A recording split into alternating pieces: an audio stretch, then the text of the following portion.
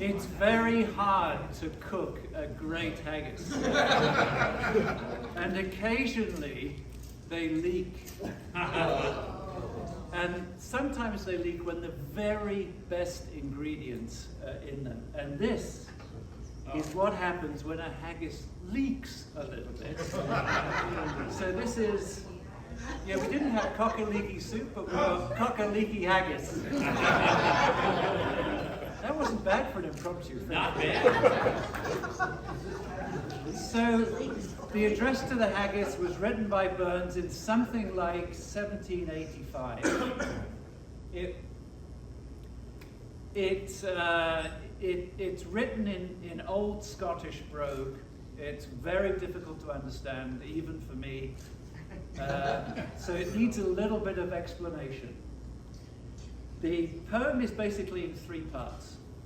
The first part describes the mythology of the haggis, the fact that it is the chieftain of the pudding race, the best sausage in the world, the chieftain. It goes on to explain it's much better than other sausages. It's even better than paunch, stomach, tripe, intestines, and all the other many Scottish delicacies. I then go on, or the poem then goes on to describe the beauty of the culinary delight here. And as you can see, it's really a gorgeous looking piece of food.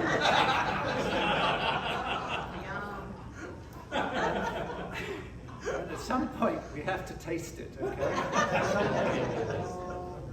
And then the culmination is the ceremonial knifing of the haggis, which is very self-explanatory. And then the three of us are going to enjoy some of that haggis together. And then I'm going to compare it with other food from the continent of Europe, to which this is vastly superior. So I will, in the poem, compare this to French ragout and fricassee and olio, which is a code name for Italian food, and I'll explain to you why and how this is so much better. That's a bit of a stretch, but then the poem goes on in 2 verses. It's only 8 verses long, it's quite quick. One verse will explain to you the physiological downsides of eating continental food.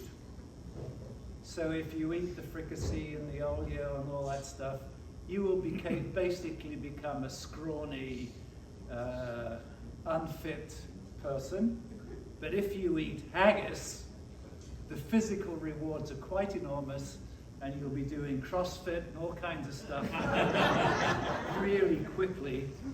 And then at the end, the poem explains what we need to do to get the good Lord to bless our food, and how we really don't want any of that sloppy, greasy, creamy stuff from the continent that they call skinking ware that jorps in luggies.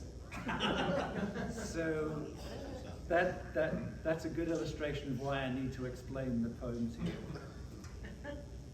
Fair far, ye honest, sonsy face, great chieftain o'er the pudding race, above them all ye tak your place, paunch, tripe, or thorn, but only ye are worthy of a grace, and as long as me are. The groaning trencher there ye fill, your herdies like a rolling hill. Your pin, it was meant to hold this stuff in, would help to mend a mill in time of need, while through your pores the juice distills like amber bead.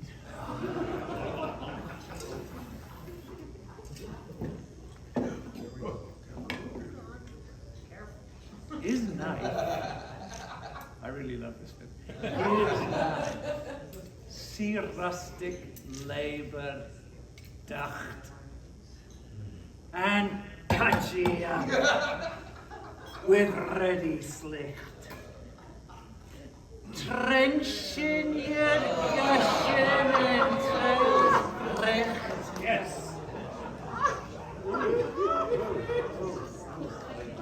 Thank you. Like on a ditch.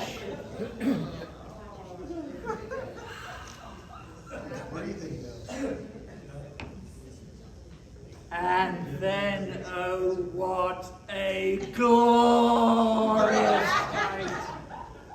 It's warm. It's reeking. And it's rich.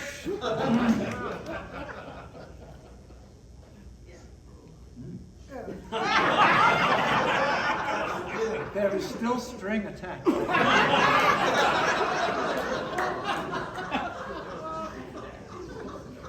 Okay, gentlemen, you have to join me.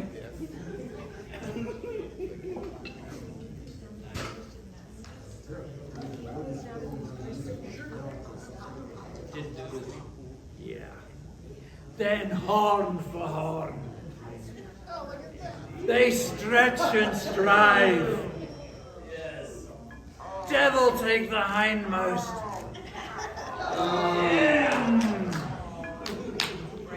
And on they drive till all their well-filled bellies are tight like drums. And then old Goodman must like a reeve and be thanked hums.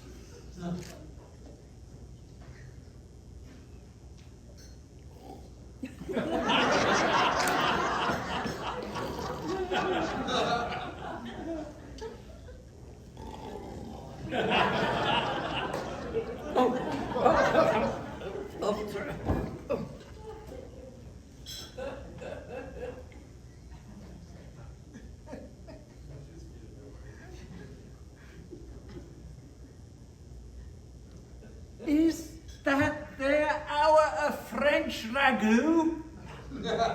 Or oil that could store a sou? Or fricassee that could make her spew? Which perfect sconner looks down with sneering, scornful view on such a dinner? Poor devil, see him his trash, as feckless as a good whiplash. His spindle shank a good whiplash, his never knit, through floods or fields to dash. Oh, how unfit! But mark the rustic, Haggis fed. The trembling earth resounds his tread. Clapping his wally neve a blade, he'll make it whistle, and arms and legs and heeds will sned like taps of thistles.